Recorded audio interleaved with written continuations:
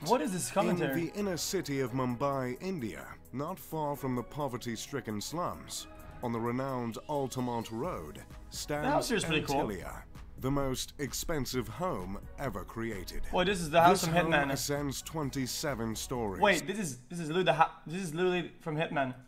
Stretching 568 feet high, granting the massive structure with prime views of the Arabian Sea. In technical terms, the home is the second most expensive residential property in the world, considering Buckingham Palace is worth around $5 billion US. However, Buckingham Palace is considered a crown property, whereas Antilia is a private residence.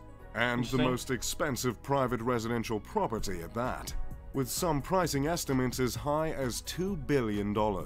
Even still, any list in which a residence is preceded by Buckingham Palace pretty much guarantees that place is going to be over-the-top luxurious and is likely a house I'd love to move into. In this video, I'll take you on a virtual, informative tour of this ostentatious estate, while engaging all of 2 of your senses. In this massive home, there are several ceilings that are double or triple height. Okay, I'm not even gonna comment on this. So, the 27-floored skyscraper looks more like a 50 or 60-floored building. Can you imagine only being as tall as an ordinary 27-floor building? Laughable.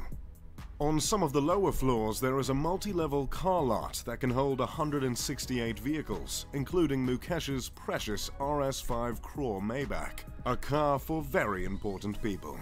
Somewhere in that car lot is also a car service station. But if cars aren't your style, don't worry. The home also has 3 helipads placed on the roof. Few things say billionaire like more than one helipad on the roof. Both the private car lot and helipads are violations of residential bylaws in Mumbai, but from what we can tell, no one has forced the billionaire's hand to make any changes. Above the car lot, you'll find an extravagant lobby composed of 9 elevators. Further up is a 2-story recreation center with a lap pool, a gym, a juice bar, a dance studio, and a yoga studio. Floors like these are how Jeff Bezos transformed his I sell books body to his I sell what I want physique. As you continue to ascend, you will eventually run into a spa and a ballroom. The ballroom is adorned with multiple crystal chandeliers that cover 80% of the ceiling, leaving a shameful 20% exposed and unadorned. To capitalize on the entertainment focus areas of the home, there's a movie theater that sits 50 viewers. There are multiple balconies and terraces with luscious gardens hanging over the sleek facade along the home. The vegetation attached to the sides of the building are meant to absorb sunlight in order to keep the interior as cool as possible. Hopefully that touch can put a dent in what must be a monstrous electricity bill.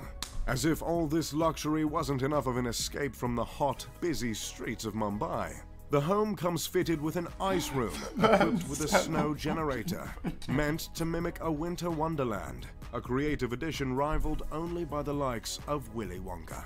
The immaculate structure was designed by architects Perkins & Will out of Chicago, and the interior design was overseen by an Australian company called Lighton Holdings. While the 400,000 square foot building is home to just 6, it's also meant to make room for a staff of 600 cooks, cleaners, and security personnel.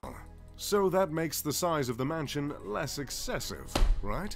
I double-checked that stat, by the way, and I can confirm 100 staff per family member. The building is named after a legendary island, also called the Isle of the Seven Cities. The tale of this island originates from an old Liberian legend in which bishops fleeing from the Muslim conquest of Hispania escaped to an island and created 7 settlements there.